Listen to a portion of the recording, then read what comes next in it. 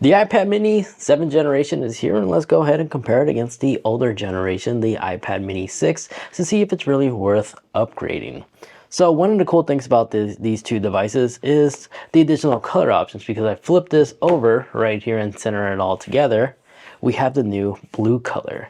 But from the back portion, there's really nothing much that has really changed. It's really hard to tell the two apart, aside from the new iPad mini imprint text right here in the back.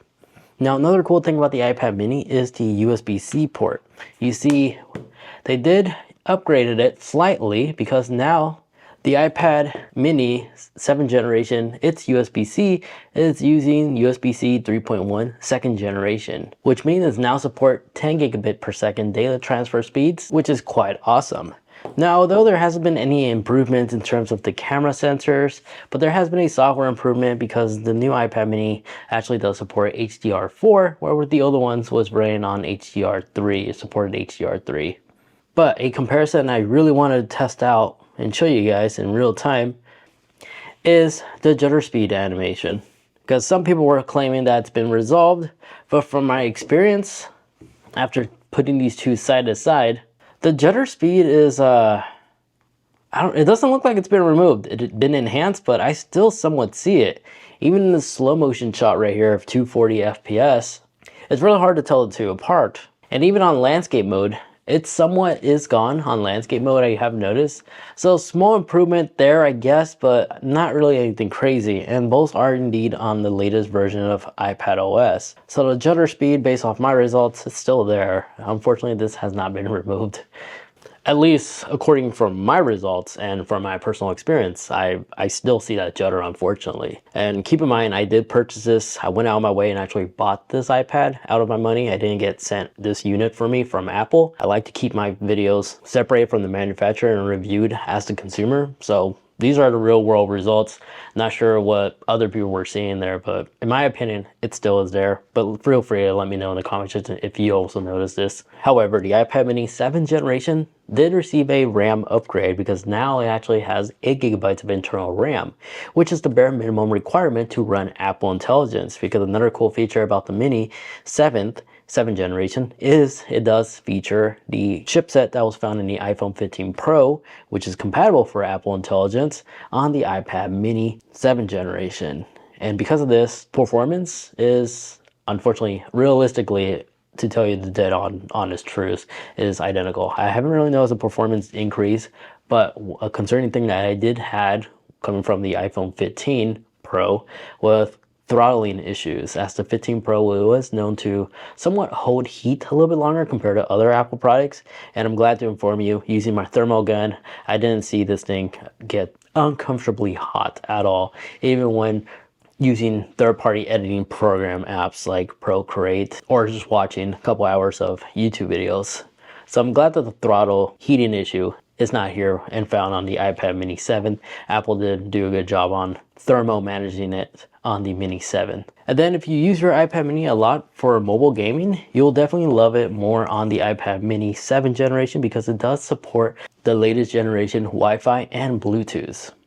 As by default, this can connect to a 6 Hz Wi-Fi network, no problem. So if you have a Wi-Fi 6E or greater Wi-Fi network set up in your household, this will run perfect, especially if you're using this primarily for console streaming, like on PlayStation or on Xbox, as that is one amazing way to utilize the iPad mini as like a home portable Wi-Fi console to tether. And the Bluetooth, it's on the latest Bluetooth 5.3. And then one of the massive improvements for the iPad mini 7th generation is the additional storage option, because the new standard is no longer 64 gigabytes. Apple ditched that, as now the standard is 124 gigabytes for the entry level. So if you have lower storage on your iPad mini, that's something you may want to consider upgrading, is just the storage amount.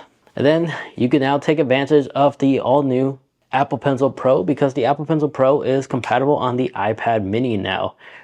So unfortunately, it's a good news and bad news. Bad news is if you have a 2nd generation Apple Pencil like I do right here, and you try plugging it in, it's not compatible, as the iPad mini is only compatible with the Apple Pencil Pro as well as the USB-C Apple Pencil. Only those two Apple Pencils are fully compatible with this. But the benefits of using the Apple Pencil Pro is you take advantage of the squeeze functionality. So you can now like scribble and squeeze to get access to all these additional tools, as well as the little barrel roll ability if you're using this for a profession or your hobby is just sketch drawing. The Apple Pencil Pro allows you to take full advantage of that. So it's not just exclusive to the iPad Pros anymore. Now, unfortunately, as I previously stated, you do lose the compatibility with your previous existing Apple Pencils, unless you have the Apple Pencil with the USB-C. But since they share the same body design, your old iPad mini accessories from the iPad mini 6 are fully compatible to be used even on the latest generation iPad mini 7. So you can use existing cases you already have without having to spend a fortune to purchase all of them like you used to. And even the slot right here, fully compatible even with the Apple Pencil Pro, has the exact same dimensions as the second generation. And just real quick, if you can take 2 seconds to leave this video a like, I'll greatly appreciate those, because I like to keep my channel powered by the viewers, not from integrated ads from brands and such like we typically see nowadays on YouTube. So thank you so much for hitting that like button. Now let's carry on. So my final verdict between the iPad mini 6 and the 7th, if you're upgrading from the iPad 6 to the 7, it's all optional. I don't really see the value here. One of my biggest complaints was the judder, and it's a darn shame that it still continues even on the latest generation. Apple didn't improve that or improve the refresh rate. Unfortunately, it's still the same 60 refresh rate that we've seen on the iPad mini. So unless you really need the double storage capacity and you notice you're running low with iPad OS 18, that's the only valid reason I will consider and recommend others to upgrade. But right now, I'm sure you'll be seeing the iPad mini 6 go on sale more, especially when retailers are trying to make room for new inventory. So I think the 6 might be the better deal as time making this video. Unless you just want Apple Intelligence, then well, the 7 would be the best option. So it's not really much of a worth upgrade from the 6 to the 7. However, if you're coming from an older iPad, maybe you still have the home button, you know, the physical home button, then maybe you want to consider upgrading and just get a thinner bezel screen display for your iPad with Touch ID, as both 6 and the 7 still continue having Touch ID to unlock your iPad, which in my opinion, I think it's slightly better than Face ID, especially on an iPad, because it's somewhat awkward to like reposition it to unlock your screen when you're just working. Just tap on the power button and you're in. I believe that's another valid reason why you may want to upgrade from an older iPad to this. Other than that, there you guys have it. That's the quick rundown of these two iPads, all the cool features that the 7th generation iPad mini has to offer. Let me know in the comment section, what do you think about this device, and are you getting one? If you are, be sure to use the affiliate link in the description down below. It doesn't cost you anything extra, it just sends a small kickback to the channel. But that is a great way to freely just support the channel and allow me to produce content like this for you guys. Now, if you wish to watch more, maybe you want to see what new upgrades and software improvements are coming out for the AirPod Pro 2nd generation, I go through it right there, and stick around because I do plan on making a follow-up version where I go more in depth of all the new changes and improvement that the AirPods 2nd generation Pros are receiving. Thank you so much for watching.